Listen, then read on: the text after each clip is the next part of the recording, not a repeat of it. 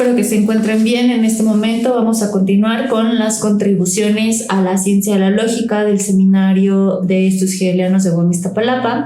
En este momento me complace presentarles nuevamente a Javier Valladares, quien nos va a presentar hoy el tema del fundamento. Esta categoría es de suma importancia dentro de la ciencia de la lógica y es, creo que, uno de los temas más complicados de todo el texto. Bueno, en realidad todo el texto es complicado, pero esta parte es peculiarmente difícil. Para quien no conozca a Javier Valladares, él es doctor en filosofía por la Universidad Autónoma Metropolitana Unidad de Iztapalapa, con la investigación titulada Soberanía y subjetividad, regulación de la violencia en la aristocracia medieval.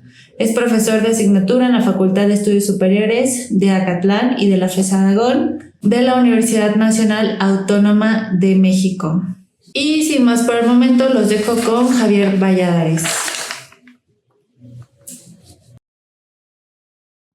¿Qué tal? Buenas tardes. Voy a hablar de una sección del tema de la esencia dedicada al fundamento determinado, ¿no? Es un texto que en general, en su totalidad, es producto del trabajo en el seminario que vamos en la UAM bajo la dirección del doctor Sergio Pérez. Obviamente tendría que tener algunos cambios por el paso del tiempo. Voy a dar lectura a este texto que se llama El fundamento determinado. El fundamento determinado es la segunda de tres partes que componen el capítulo que Hegel dedica al fundamento en la ciencia de la lógica. Allí Hegel desarrolla el concepto de fundamento en tres de sus versiones: formal, real y completo. El propósito de concentrarnos en esta parte es mostrar la transformación que sufre el concepto de fundamento en su desenvolvimiento inherente. Esto con la finalidad de suscribir la tesis, sostenida por varios estudiosos de la obra de Hegel, de que la filosofía de nuestro autor no es fundacionalista en su sentido clásico.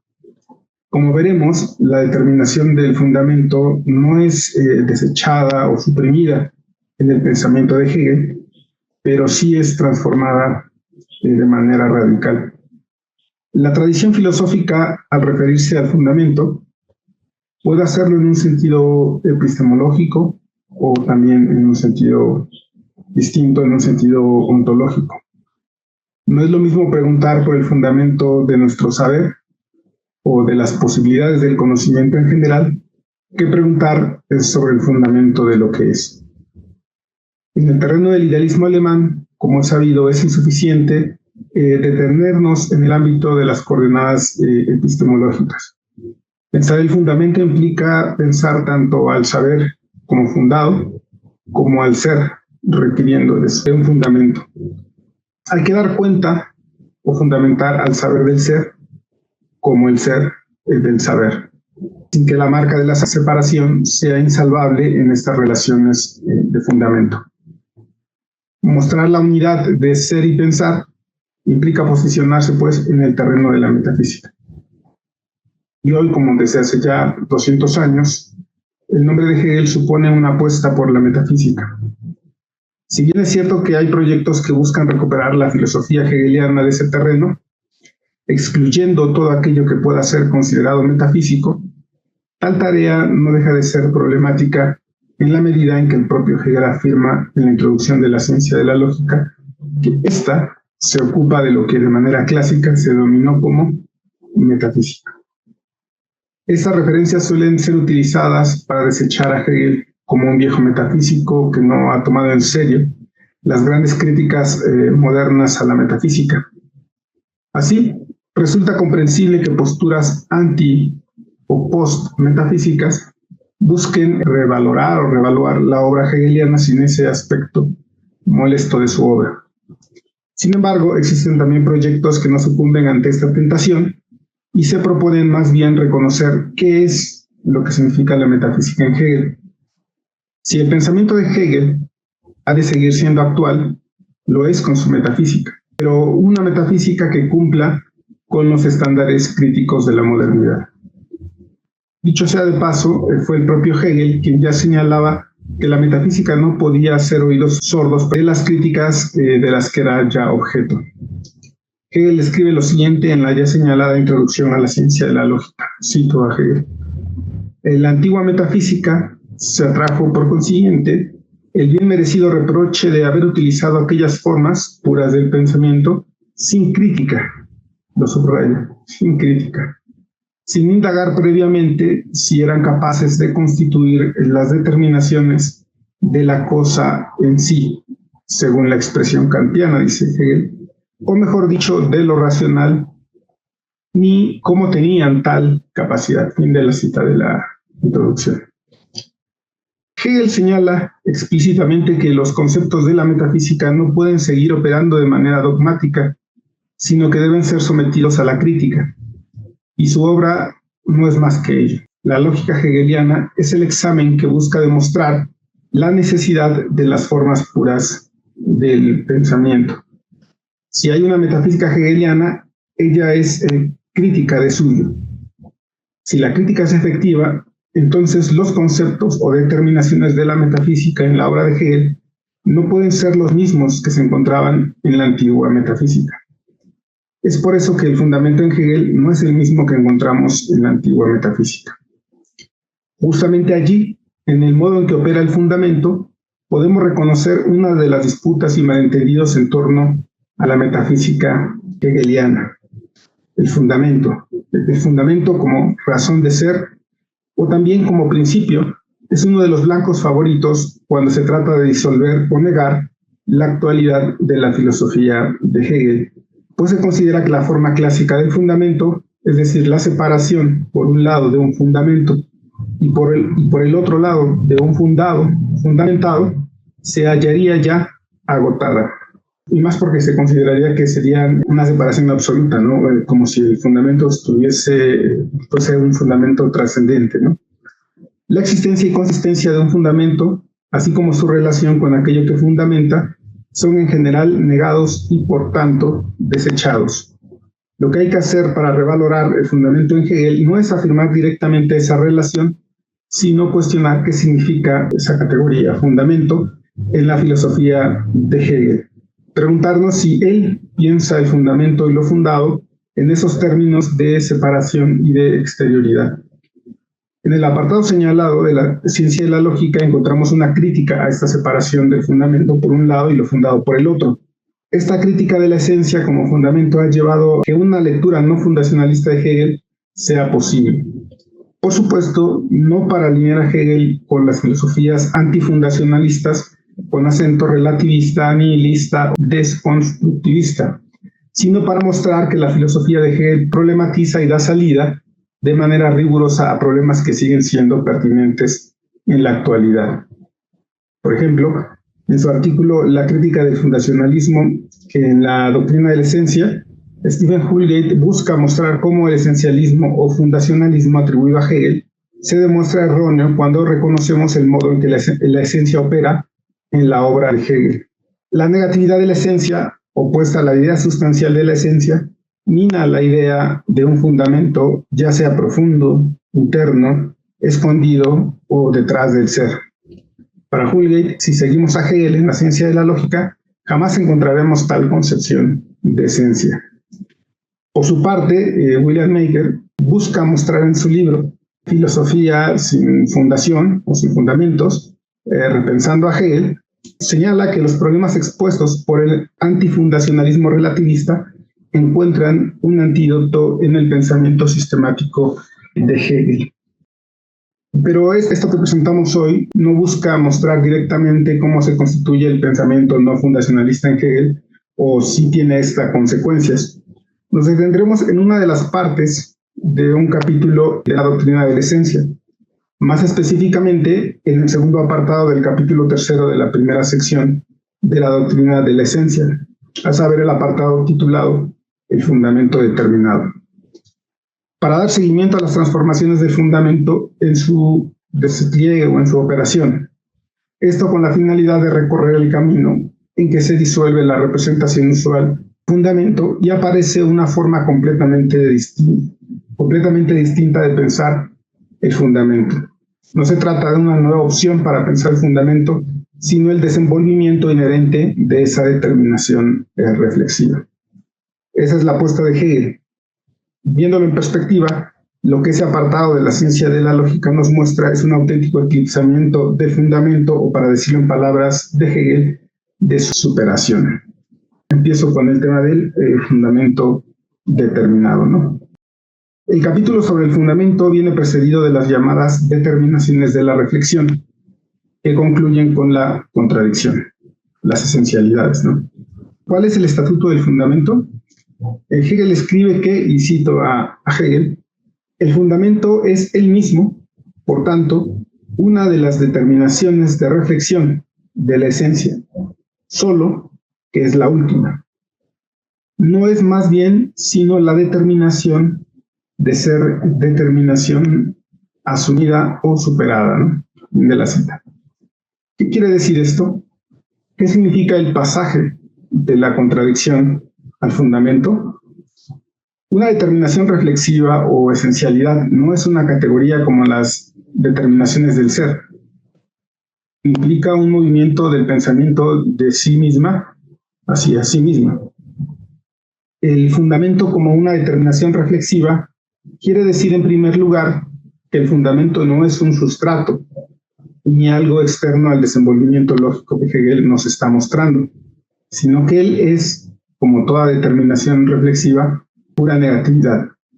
Esto, claro está, no significa negar unilateralmente que el fundamento haya sido pensado, como todas las determinaciones reflexivas, a lo largo de la historia de la filosofía de otro modo, ya sea como un principio o como un sustrato. Por ejemplo, en uno de los casos se trataría del principio, del llamado principio de razón suficiente, ¿no? Que se citó en el nuevo Hegel, que rezaría así, ¿no? Todo tiene su fundamento o razón suficiente, ¿no?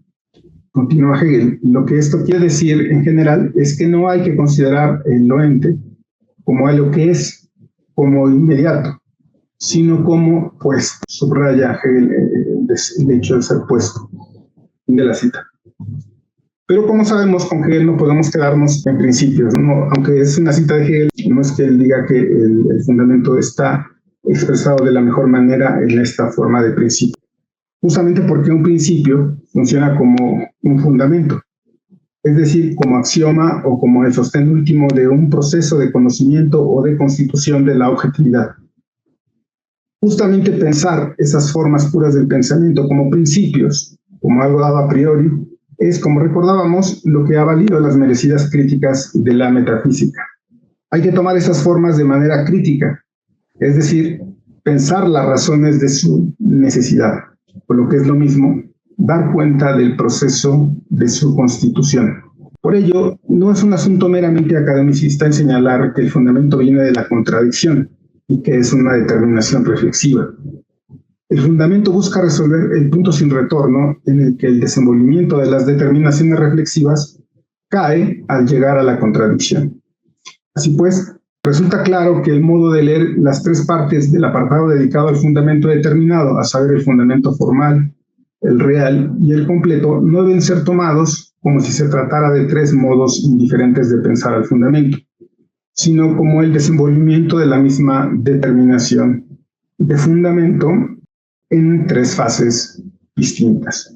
Esto resulta claro, pero debe ser señalado en la medida en que cada fase implica un modo completamente distinto, pero no desvinculado uno de otro, de pensar el fundamento. No solo en estos apartados, claro está, sino en la historia del pensamiento filosófico. Ahora bien, antes de realizar un breve recorrido por estos tres momentos del fundamento determinado, señalemos nuevamente que el camino del fundamento formal al fundamento completo no es sino un modo de modificar radicalmente el modo metafísico anterior de pensar el fundamento, pero no antimetafísico. Fundamento formal, que es el primer paso. En este momento, el fundamento formal, en el que se muestra de manera evidente la representación más sólidamente establecida del fundamento, a saber, el modo claro y delineado de una separación entre el fundamento y un fundamentado, en el que el segundo es indudablemente el efecto del primero. Aquí se muestra en su máxima expresión la idea de que todo ente tiene un fundamento. Cada fundamentado es puesto por su fundamento. Algo funciona como la base que sostiene y el otro algo como lo sostenido. o lo opuesto. Aquí la separación es completamente evidente, ¿no? En el fundamento formal, fundamento y fundamentado están separados, pero se reconoce su relación porque el contenido del fundamento se encuentra en lo fundamentado. En ello radica lo indudable de la operación del fundamento, su certeza, incluso podríamos decir, ¿no? Todo tiene un fundamento, se suele decir, ¿no? Y esto querría decir que toda determinación de algo está sostenida por una determinación reflexiva que le da su explicación, que le da su razón de ser. Esta claridad es de tal modo innegable que ha sido elevada a un nivel de principio, como lo citábamos hace un momento. Es una piedra de toque que nos tendría que brindar una garantía en el desenvolvimiento del pensamiento acerca de ese algo pensado. Por ello, el pensamiento metafísico antiguo y el moderno temprano suele detenerse allí. Pero para Hegel, en esa claridad también radica su principal debilidad, por dos razones: por su tautología, pero principalmente por la indeterminación provocada por la repetición del contenido en los dos momentos, ¿no? El del fundamento y el de lo fundamentado. En el fundamento formal reaparece la crítica a la tautología de un principio que Hegel ya señalaba a propósito del principio de igualdad. La tautología del fundamento formal señala la repetición del contenido en los dos polos del fundamento. El ejemplo de Hegel es la fuerza de gravedad y también la explicación de la cristalización. Del último dice lo siguiente, y cito 4 líneas de la ciencia de la lógica. Escribe Hegel: si una forma de cristalización bien explicada, diciendo que tiene su fundamento en la particular ordenación de las moléculas entre sí, la cristalización existente es entonces la misma ordenación de la enunciada como fundamento. Fin de la cita. En este ejemplo se ve claramente el aspecto tautológico del fundamento formal. Lo que funge como fundamento no es distinto de lo fundado, y por ello no es más que su repetición. Vana tautología que muestra su carácter vacío e inútil, dice Hegel, si lo trasladamos a un campo distinto al de la ciencia, ¿no? Esa es una crítica en general a ciertos momentos de la explicación. Cito a Hegel: si a la pregunta de por qué viaja tal hombre a la ciudad se indica como fundamento de ello que en la ciudad se encuentra una fuerza atractiva que lo impulsa hacia allí, tal modo de contestar se tendría por insulso, mientras que en las ciencias viene sancionado como válido, ¿no? Lo lleva al mismo formato, por así decirlo, al ámbito de la vida cotidiana, ¿no? Que mostraría la debilidad del fundamento formal. Sin embargo, más grave aún que la tautología del fundamento formal es la indeterminabilidad que surge por esa tautología. Porque uno podría decir, bueno, sí es tautológico, pero si es la verdad, no importa que sea tautológica, ¿no? El asunto es que borra la diferencia que era punto de partida del desarrollo de este primer momento del fundamento, ¿no? Pues como el contenido es el mismo, aparece aquí que lo dado como fundamento no está sino puesto por lo fundado. Es decir, el fundamento resulta ser lo fundamentado y lo fundamentado resulta ser el fundamento. No se trata de un mero juego de palabras o simplemente de estirar la liga para llevar las cosas al terreno que le conviene a Hegel. En efecto, el principio que funge como fundamento pronto muestra su verdadero rostro, es decir, que está puesto por aquello que supuestamente funda. Es decir, lo opuesto es presupuesto, ¿no? Para ejemplificar, podríamos decir, si declaramos la belleza fundamental lo bello de algún objeto, afirmamos que la idea de belleza se materializa en ese objeto. Pero ¿cómo estamos seguros de que lo verdadero no es lo inverso? Es decir, que lo que en realidad ha ocurrido es que a partir del objeto bello formamos nuestra idea de belleza. Esta indeterminación, dice Hegel, es el principal punto sin salida, sin retorno, del fundamento formal. Ello es lo que demuestra ciencia y el por qué el siguiente momento, el del fundamento real, es absolutamente necesario.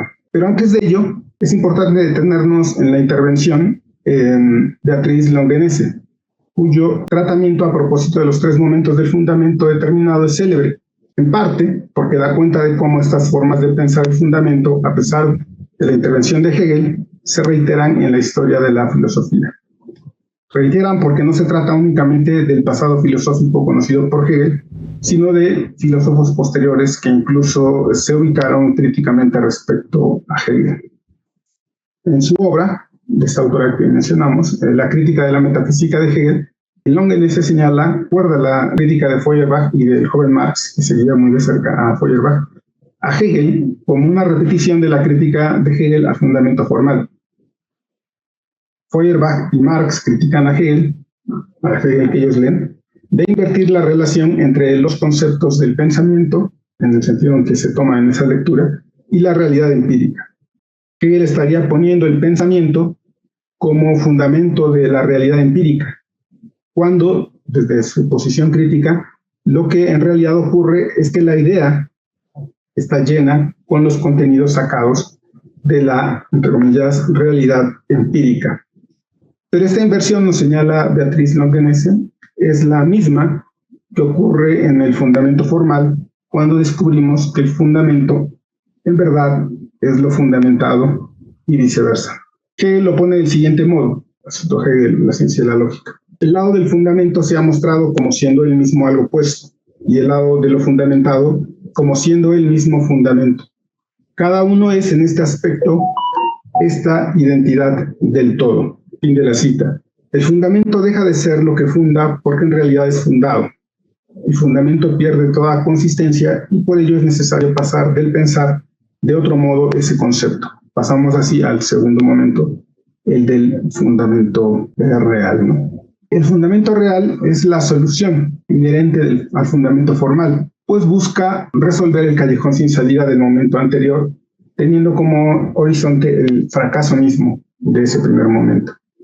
Si el problema de la indiscernabilidad era propiciado por la repetición del contenido en la relación del fundamento y lo fundamentado, lo que se debe buscar son los contenidos que exceden al fundamento en lo fundado, o buscar la diversidad en medio de esa tautología que aparece como contenido en ambos momentos, ¿no? Así, logramos reconocer la diversidad de contenidos presentes en lo fundamentado. Empezamos reconociendo que hay un contenido idéntico en lo fundamentado, que es puesto por el fundamento, pero hay contenidos que no se encuentran duplicados en ambos lados, por así decirlo. El fundamento pone un contenido de lo fundado, pero el fundado no se agota en ese único contenido. Se trata de un momento de reflexión extrínseca y por ello también, como era en su momento, de diversidad, ¿no? En su momento, en los distintos desarrollos de las esencialidades. El ejemplo que Hegel utiliza es el de la naturaleza como fundamento del mundo. La naturaleza no es idéntica al mundo, pues este último contiene elementos y contenidos que no pueden ser deducidos de la naturaleza o de la idea de naturaleza. Se sale así de la tautología que implicaba el fundamento formal. Cito ahora Hegel, ahora son un poquito más líneas las que cito. Escribe Hegel: cuando se dice de la naturaleza que ella es el fundamento del mundo, eso que viene llamado naturaleza es entonces, de una parte, uno con el mundo, no siendo el mundo más que la naturaleza misma. Pero también son diferentes, de modo que la naturaleza, continúa Hegel, es más que lo indeterminado, o por lo menos no es sino la esencia del mundo idéntica consigo, determinada en las diferencias universales, que son leyes. De modo que a la naturaleza, para ser mundo, se le añade aún exteriormente una variedad multiforme de determinaciones. Estas, sigue Hegel, no tienen emperos su fundamento dentro de la naturaleza como tal, que es más bien lo indiferente a ella en cuanto contingencias de la cita. Con el fundamento real se gana en contenido, pero se pierde la relación propiamente dicha entre el fundamento y lo fundamentado. Es decir, se sale del atolladero que implicaba la repetición de contenidos en ambos polos, pero solo para introducirse en un nuevo problema. Pues ahora la cuestión es cómo vincular la diversidad de contenidos que encontramos en lo fundamentado y con el fundamento, pero también con la unidad de ese algo que ocupa el lugar de fundamentado. Si recordamos lo que caracteriza el momento de la reflexión extrínseca, tenemos ahí la riqueza de la diversidad, pero también la indiferencia entre ellos. Hegel lo dice en los siguientes términos, cito Hegel: en efecto, En la medida en que sus dos lados tienen contenido diverso, son indiferentes el uno frente al otro. Cada uno es la determinación inmediata, idéntica consigo. Fin de la cita. Los contenidos reales que no están puestos por el fundamento aparecen como siendo contingentes. Hay entonces determinaciones esenciales, es decir, fundamentadas, y determinaciones no esenciales o accidentales. Solo considerando así las cosas, el fundamento real puede seguir siendo fundamento. Se da cierta consistencia a la relación entre el fundamento y lo fundamentado. Sin embargo, es una consistencia frágil, porque poner así las cosas no resuelve el problema, solamente lo esconde. Es decir, si observamos las cosas de manera más detenida, nos daremos cuenta de que lo único que ha ocurrido es que se ha reconocido la riqueza de contenidos de lo fundado, pero en cuanto al fundamento, solo fundamenta lo que es idéntico a él, es decir, sigue operando como fundamento formal, solo que sin el problema de la inversión provocada por la tautología. Ahora sí sabemos perfectamente qué lado de la relación es el fundamento. El fundamento real, en los límites de su forma de operar, exige que se dé cuenta por razón de los contenidos diversos, pero principalmente exige que en ese dar cuenta lo puesto como fundamento verdaderamente actúe como tal. Es decir, no solo fundando lo idéntico así, sino lo idéntico así que está con los contenidos no fundados o diversos o accidentales.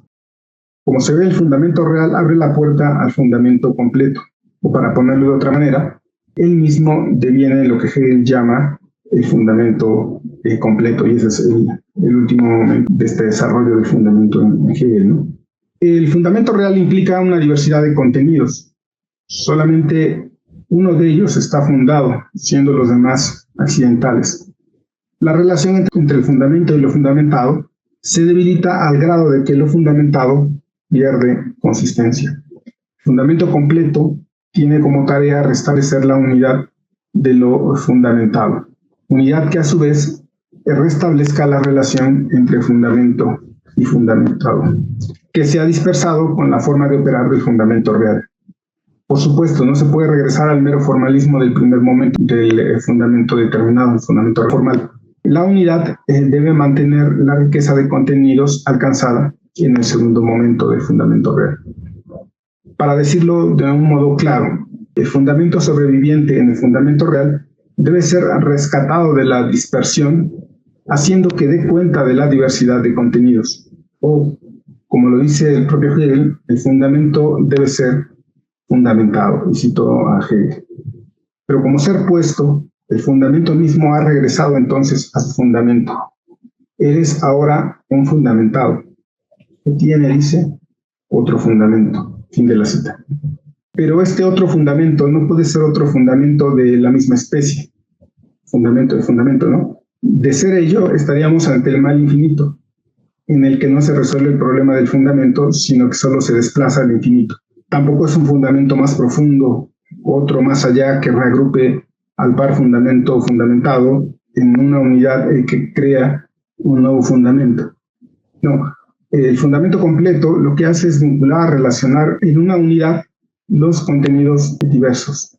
El fundamento completo deja de ser algo fuera de lo fundamentado. Pasa a ser la relación entre los contenidos hasta ese momento indiferentes, hasta el segundo momento todavía indiferentes, ¿no? Hegel escribe lo siguiente. El fundamento real se muestra como la reflexión exterior así del fundamento. La mediación completa del mismo es el restablecimiento de su identidad consigo.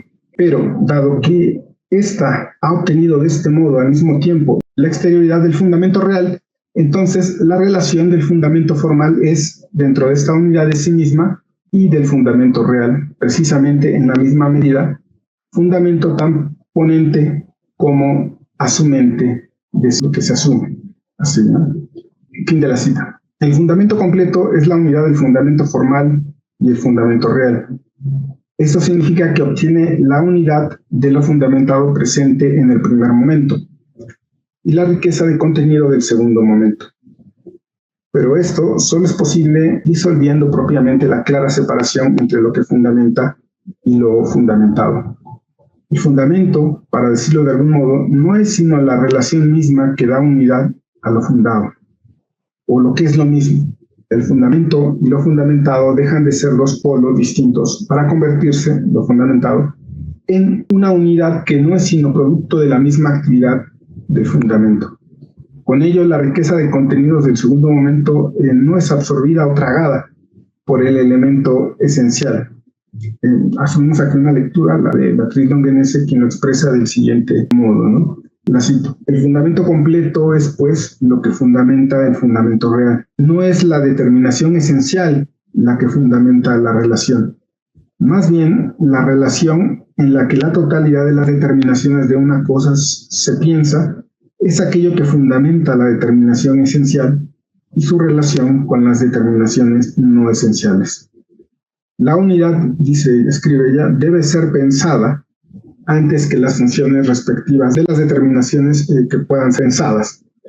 Esta es la razón por la que el fundamento completo sea, a su vez, un reflejo tautológico del fundamento real. Y otra cosa, dice, que una hipóstasis, fin de la cita. No se trata de una autofundamentación que se sostenga en el vacío y por ello una falsa fundamentación. No es un círculo vicioso. No es el círculo vicioso denunciado por Agripa o en el trilema de Münchhausen. Se trata más bien del reconocimiento de que este supuesto vacío que aparece tras la disolución de la representación de un suelo o base necesaria para lo fundamentado no es tal vacío. Al final, con el fundamento completo hay fundamento, pero no uno separado de lo fundamentado. No es que cada polo funcione como fundamento y fundamentado a la vez, sino que el fundamento es la red de relaciones de los distintos contenidos aglutinados en el fundamento real. O sea, la separación en realidad ya se había quebrado desde el fundamento formal porque son idénticos. Entonces ya no hay esas dos polaridades, sino ahora el problema más bien se transformó del fundamento al fundamentado a lo fundado en ese contenido tautológico con los contenidos accidentales, ¿no? El fundamento completo es la relación que otorga unidad a los contenidos diversos. Como se ve, aunque Hegel al final de este apartado sigue hablando de fundamento, no se trata de un fundamento muy distinto, se trata de un fundamento muy distinto a la idea establecida de manera generalizada de algo exterior, más allá, en el fondo o detrás de lo fundado, ¿no? Por supuesto, el desarrollo de las determinaciones de la esencia está muy lejos de concluir aquí. El fundamento aún ha de encontrar una serie de modificaciones que alteren su forma, desde su relación con lo que devendrá posteriormente la ciencia de la lógica, como las condiciones, hasta su desaparecer antes de lo que Hegel denomina el brotar de la cosa en la existencia. Sin embargo, el breve repaso por el fundamento determinado nos resulta útil para extraer algunas conclusiones en torno al supuesto uso no crítico de Hegel del fundamento o de la recaída en una especie de metafísica dogmática. Veíamos al principio que Hegel sostenía que el aspecto crítico de la filosofía no ha de recaer en la imposición de límites al pensamiento, sino en la demostración de la necesidad de los así llamados principios o las formas puras del pensamiento, objeto de la metafísica. La crítica no radica en oponerse a tales principios, pues tal oposición, si no es demostrada en su necesidad, no deja de ser menos dogmática que la afirmación de esas formas puras del pensamiento. Por demostración de la necesidad de una determinación del pensamiento, se entiende el establecimiento de estas en su necesidad, en su desarrollo propio. Este breve desarrollo que aquí se buscó mostrar sobre los tres momentos del fundamento determinado, están allí únicamente por así convenir a los intereses de nuestro autor Hegel, ¿no? O simplemente por mera arbitrariedad. Ellos buscan resolver un problema y al mismo tiempo que lo resolvían provocaban una nueva apertura para la intervención de una nueva forma o manera del pensamiento. No basta con proponer un fundacionalismo o un antifundacionalismo. Ambos así puestos nada más serían meramente arbitrarios si no muestran la necesidad de esa postura filosófica. Lo mismo para las posturas metafísicas, antimetafísicas o postmetafísicas. Después de este breve recorrido se puede afirmar que Hegel no es un pensador fundacionalista, pero como hemos visto, tal antifundacionalismo no está sostenido en el rechazo o la negación del fundacionalismo. Hegel no ha disuelto en la nada el fundamento, sino que ha explorado las vías de eso que en otro momento fue puesto como un principio. Aunque a lo largo de la doctrina de la esencia nos encontraremos con los diversos contenidos que han fungido como principios de la metafísica, ello no quiere decir que se le recupere funcionando de la misma manera. Justo en mostrar sus desenvolvimientos, sus presuposiciones y sus caminos sin salida es en donde radica su crítica. Así Hegel habla del fundamento, pero de uno que ha disuelto la representación de un fundamento exterior a lo fundado.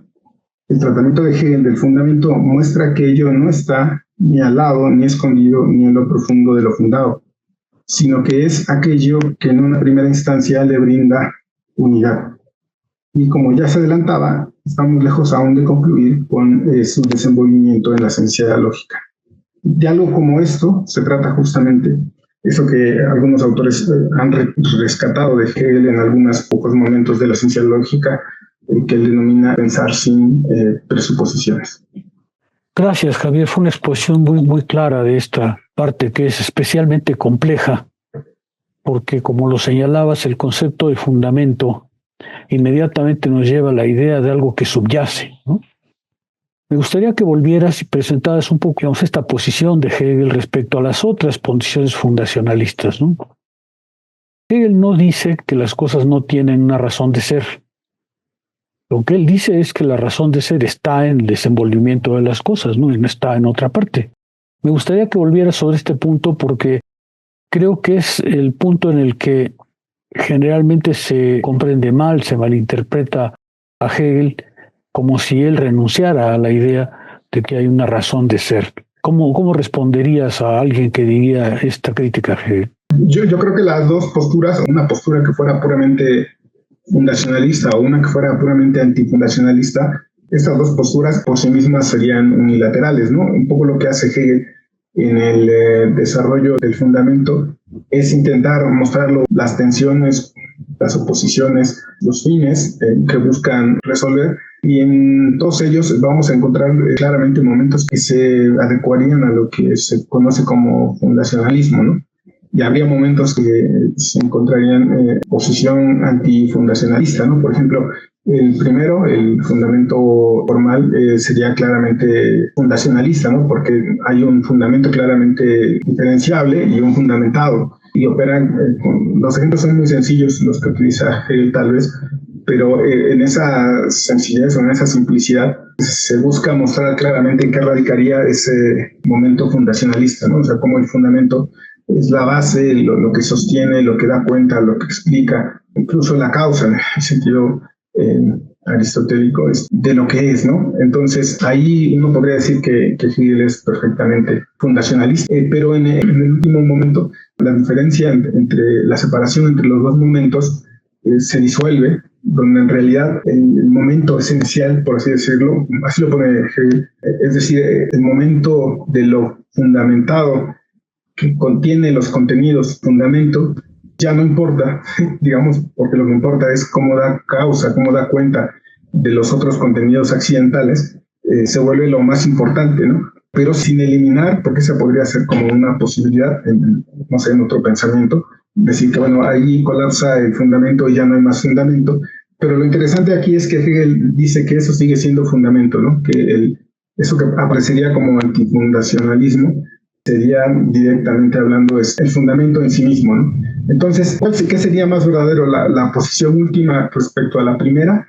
Creo que ahí justo la respuesta es como ya lo indicaba usted, que no puede uno tampoco decir que el último momento es el verdadero, ¿no? Porque en realidad está sostenida en todo su desenvolvimiento. Entonces, en efecto, no se trataría de que al final desaparece o se desploma la idea misma de una razón de ser o de un fundamento, sino que el fundamento en efecto sería su propio despliegue, su propio desarrollo, su propio dar causa, no de ese momento primero de separación, sino ese momento en el que en su totalidad está fundamentado, ¿no? Porque el riesgo que se corre con la primera posición, el momento del fundamento formal, es que en efecto nos explica el fundamento, pero en realidad no del todo, porque o bien en el primer caso es puramente tautológico, o bien como en el segundo solamente explicaría o sería fundamento de uno entre tantos contenidos de lo fundamentado, ¿no? Entonces ahí justamente en eso radicaría su principal potencia, ¿no? En el sentido de que sí, el concepto de fundamento es muy fuerte, pero ya cuando opera de a cachitos, ¿no? Por así decirlo, ¿no? De a poquito, ¿no? Entonces creo que es esa idea de que el fundamento es todos los momentos, todo el despliegue, y que no se pueden quedarse uno en un momento o en el otro, porque siempre sería uno unilateral, estaría uno actuando de manera unilateral. Es lo más rico en el desarrollo de Hegel, ¿no? Podríamos decir que no es tanto que deseche la noción de fundamento, sino que lo transforma, ¿no? Toma una nueva proceder, por así decirlo. Quizá para beneficio de los que nos escuchan, me gustaría que te detuvieras un poco más en el punto de partida que daste, es decir, el fundamento es la última de las determinaciones de la reflexión. Viene inmediatamente después de la contradicción. ¿Cómo le explicarías, cómo comentarías al público que nos escucha ese pasaje de la contradicción al fundamento? ¿Por qué aparece el fundamento inmediatamente después de la contradicción? Obviamente es un momento muy complicado.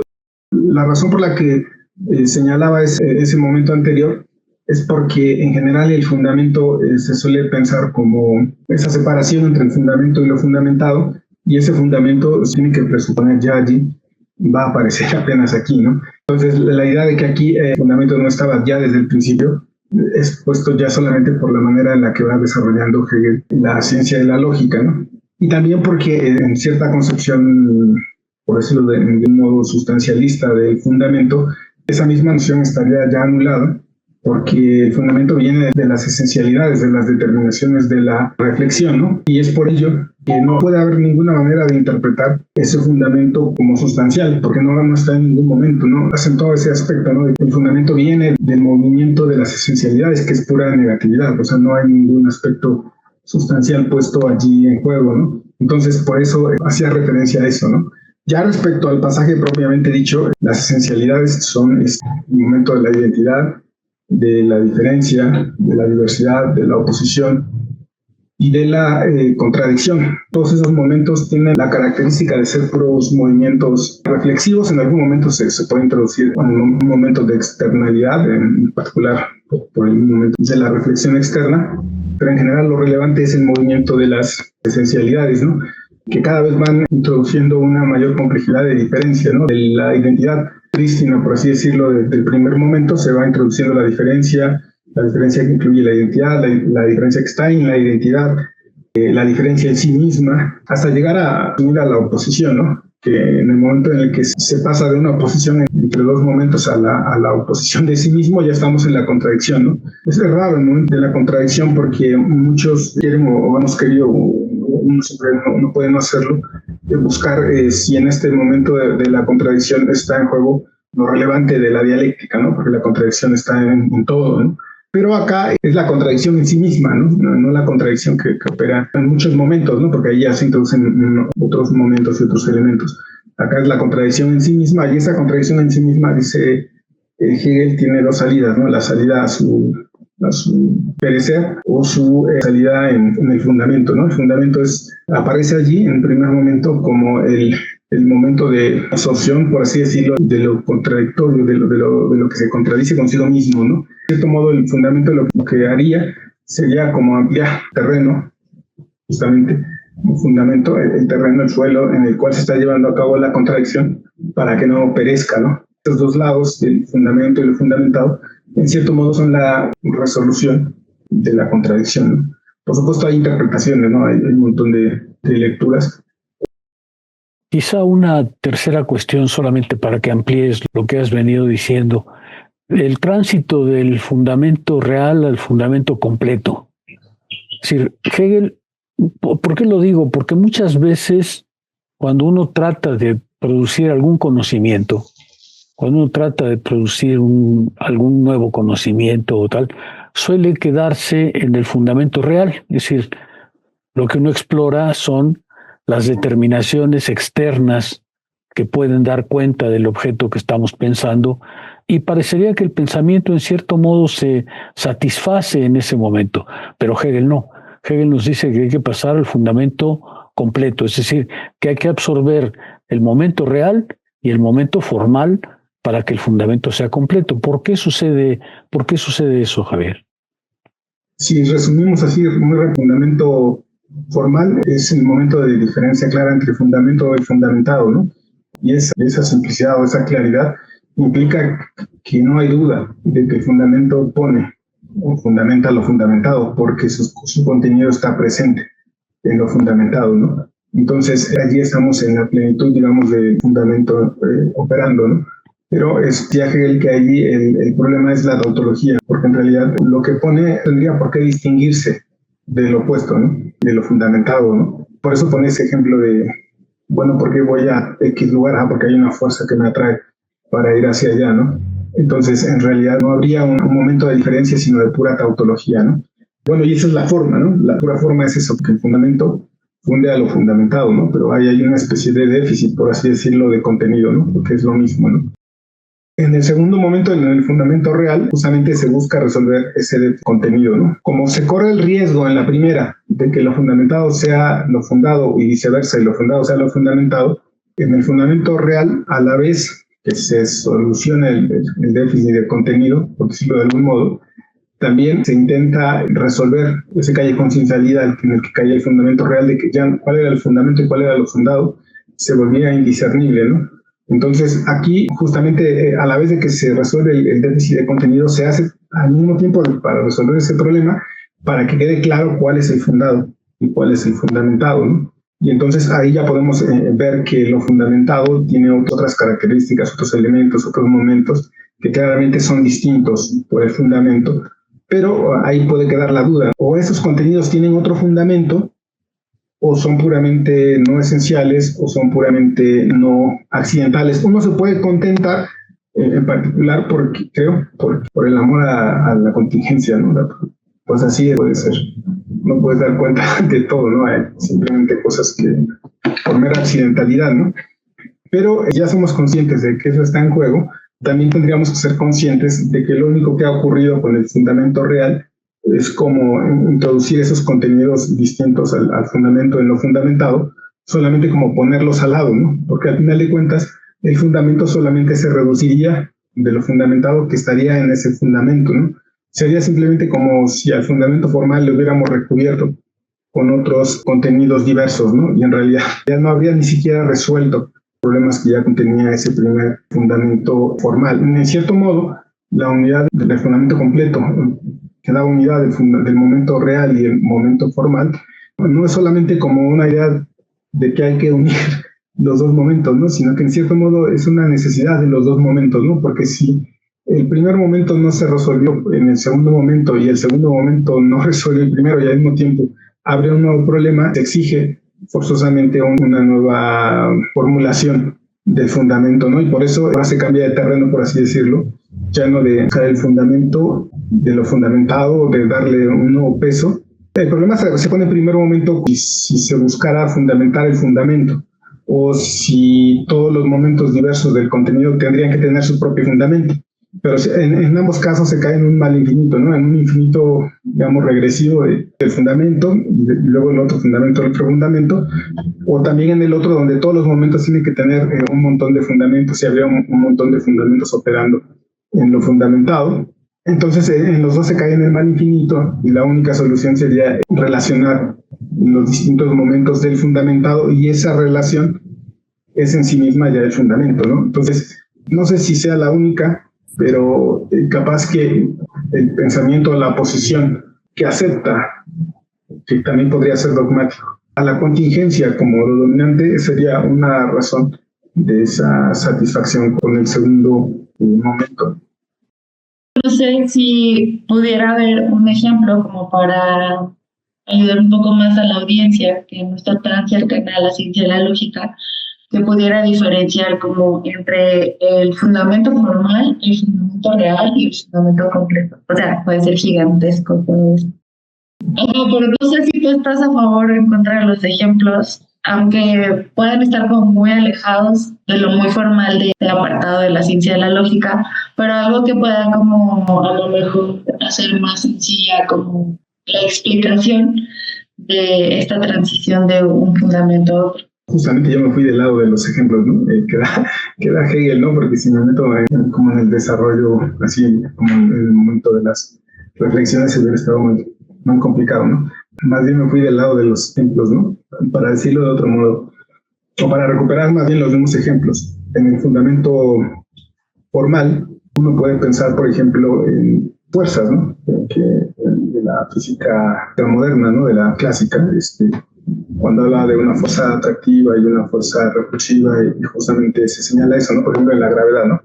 Porque un cuerpo es atraído hacia un centro gravitatorio, pues porque una fuerza lo atrae, ¿no? Por eso Hegel pone el ejemplo de que, pongamos, ¿por qué voy a la UAM de Iztapalapa, ¿no? Porque hay una fuerza que me atrae, y es la que me lleva a la UAM, ¿no? Dice Hegel, si eso fuera, uno tomaría de loco, ¿no? O de bromista, ¿no?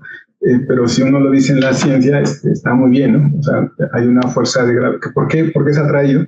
Pues porque la fuerza de gravedad lo jala, ¿no? Entonces, por eso dice que después ya no se sabe si es el hecho de que algo es atraído hacia una fuerza gravitatoria, es lo fundamentado, y el concepto de gravedad fundamento, o si más bien es porque en un primer momento aparece como fundamentado, es decir, el hecho de que un cuerpo particular es atraído hacia el centro de una fuerza gravitatoria, es el fundamento, y el concepto, por así decirlo, la teoría gravitatoria es lo fundamentado.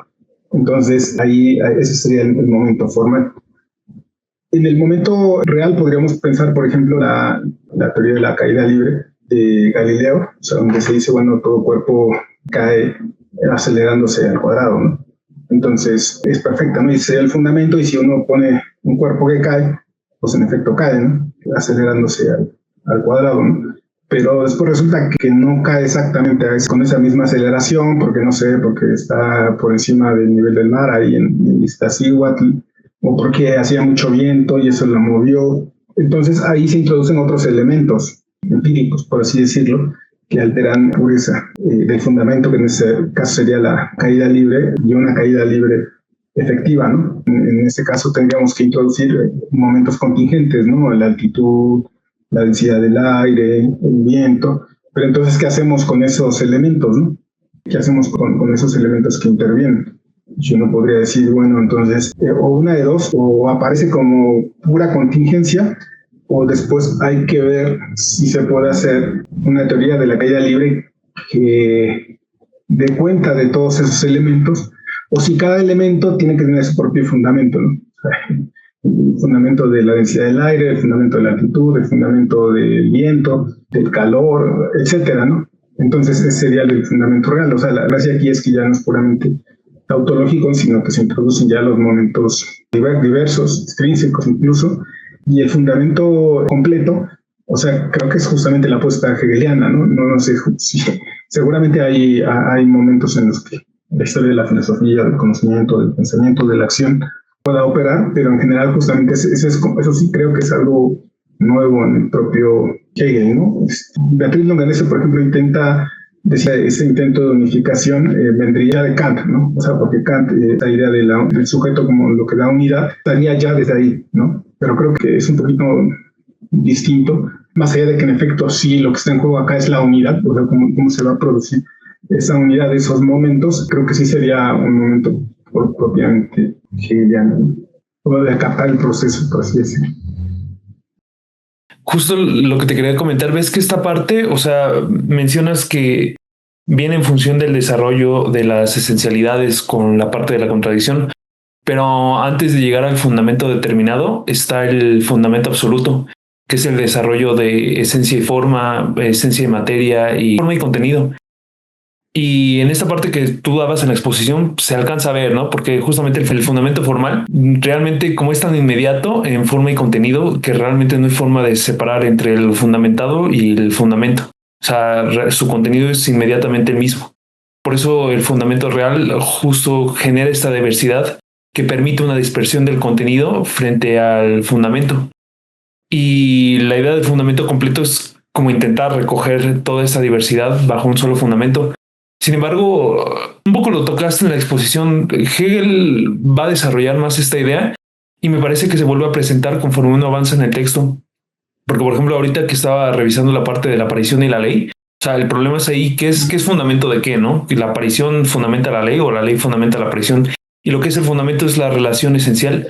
Sin embargo, conforme uno sigue avanzando en el texto, sobre todo si va a las observaciones o a la enciclopedia, Hegel todavía pone mucha atención en esta relación de forma y contenido. O sea, por ejemplo, en la parte de la aparición, es ahí donde está el desarrollo de forma y contenido y se omite en esta parte de la ciencia de la lógica. O sea, es diferente el posicionamiento de la enciclopedia y de la lógica. Y incluso llegando hasta el concepto, o sea, el concepto se muestra como fundamento, pero como fundamento de formas puras. Entonces, un poco lo que mi duda es, ¿tú cómo ves esta parte en relación a la forma y el contenido, sobre todo en el fundamento completo? O sea, me da la impresión, pero quisiera saber tu opinión, de que a pesar de que el fundamento completo recoge el contenido diverso del fundamento real, todavía hay una tensión entre forma y contenido. Todavía hay una tensión entre forma y contenido porque realmente se presenta, aún si es bajo la diversidad, como un otro. O sea, parece que el contenido diverso está a un lado y la forma absoluta o la forma fundamental está en el otro. Pero, ¿cómo lo ves tú? Porque, digo, me da la impresión de que Hegel tiene esa inquietud a lo largo de todo el desarrollo hasta llegar a la realidad efectiva y en el concepto. La forma en la que lo presenté parecería que ya con el fundamento completo tal vez se resuelve todo, ¿no? Se alcanza la verdad, pero no, o sea, justamente esa tensión que va a aparecer, ¿no? Así como en los momentos anteriores se resuelve el problema anterior, pues va a introducirse un nuevo problema, ¿no? De hecho, los momentos reaparecen, ¿no? Por ejemplo, en el fundamento, aunque no es idéntico, pero se puede dar cuenta de que la lógica de la identidad aparece en el momento del fundamento formal, ¿no? Porque justamente a pesar de que no está operando como identidad, es el momento de la simplicidad, lo mismo que la identidad, es el momento de la tautología, ¿no? Y el momento del segundo es el real. Precisamente Hegel dice que se mueve en el ámbito de la diversidad, ¿no? Entonces, el último, el que intenta relacionar, justamente parecería reintroducir el problema de la oposición, ¿no?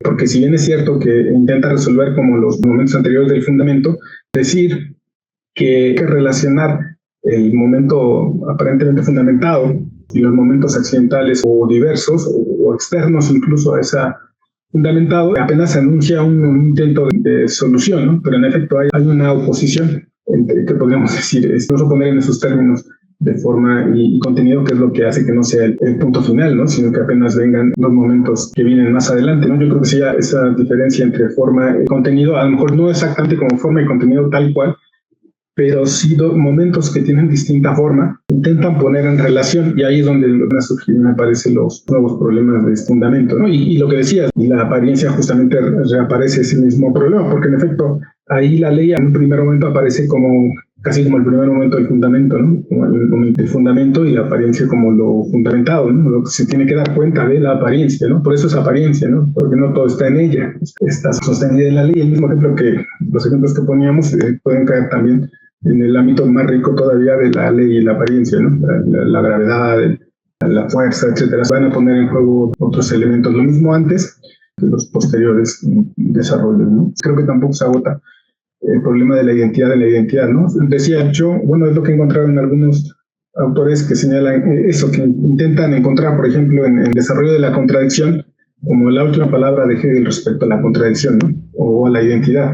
Pero en realidad no creo que podría decirlo con todos, ¿no? No solamente con esos, con el fundamento también aplica esa posición, incluso con la apariencia, ¿no? El tema de la preserva de la apariencia. También no es que allí se queda completamente atrás, sino que continúan operando en esos desarrollos superiores, ¿no? Y todavía más en los desarrollos de lo que en algún momento Hegel denomina la filosofía real, ¿no? Del espíritu y de la naturaleza, ¿no? También están ahí poniéndose en juego y relacionándose y funcionando de manera distinta por la primacía que puedan obtener las distintas capas, por así decirlo, de lo que se pone en juego más adelante, ¿no?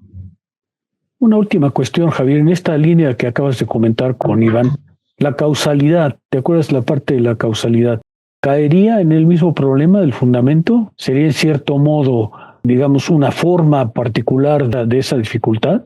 Creo que sí, ¿no? Solamente que, como usted dice, particular, ¿no? Porque la causa y el efecto serían justamente como una forma en un ámbito muy particular, ¿no? Porque en este momento de causa y efecto está pensando mucho en la ciencia mecánica, ¿no? Pero a mí me da la impresión de que es allí donde opera en particular esa categoría con esa fuerza que tiene, ¿no? Es causa y efecto y justamente parecen, no creo que sea una repetición del fundamento, sino que la forma del fundamento aparece operando de esa manera en ese momento, ¿no? Porque en efecto, si no me recuerdo mal en la fenomenología, cuando trata justamente en fuerza y entendimiento, el tema del momento de la conciencia toma como punto de partida esa relación entre la ley y la apariencia en términos también de causa y de efecto, porque en cierto modo, bueno, no son lo mismo, pero el ejemplo de las fuerzas sería justamente un ejemplo de causa y efecto, ¿no? O sea, de cuál es la causa, ¿no? La fuerza atrayente o la fuerza que es afectada. Si bien allí hay una mayor riqueza de contenido respecto a la noción del fundamento en sí mismo, también es cierto que es más específica o más particular, porque justamente uno de los temas que uno cae es la tentación de pensar que los movimientos son repetitivos o como si fuera el mismo movimiento pero en diferentes escalones, por así decirlo, ¿no? En realidad no es eso, ¿no? No es como que los momentos sean repetitivos, sino que la forma en la que se configuran los distintos momentos, como están operando a través de negaciones, suelen reiterar aquello que se ha conservado, ¿no? De los momentos anteriores, y creo que eso es lo que hace, por ejemplo, que en causa y efecto haya un cierto, decirlo, eco o reverberancia del problema del fundamento, ¿no? Es cierto que al principio de la lógica, Hegel dice que yendo en contra de lo que he escrito en la fenomenología, de que a veces solamente se necesita la decisión de pensar. Tiene razón, o sea, lo único que se requiere es la decisión de pensar, pero en realidad yo creo que sí se necesita a la fenomenología, o incluso, como dice en el prólogo, el conocimiento de la ciencia, porque si no, justamente estas partes no se comprenden, ¿no? Fundamento, causa, apariencia, etcétera. En realidad sí se requiere ese pasaje, porque algo ha cambiado en el propio desarrollo del pensamiento de Hegel respecto del sistema que planeaba en Jena y respecto del que hace cuando ya está escribiendo la ciencia de la lógica. A lo mejor no sea tan didáctico, pero si no, estas partes se hacen todavía más difíciles, ¿no? Por ejemplo, el tema del fundamento, de la causa y del efecto, sin tenerlo otro presente, no nos conduciría a mucho. Por ejemplo, si uno quiere entender fuerza de entendimiento, que es un capítulo que a todos se nos dificulta cuando nos enfrentamos, a veces solamente requiere como pasar un poquito por Leibniz, para que se vea qué es lo que está operando allí, no como un presupuesto, no como una repetición, como dicen algunos comentaristas, que solo Hegel está luego de sabe Dios. Con eso se ve claramente lo que está en juego en Hegel, que es el despliegue del saber.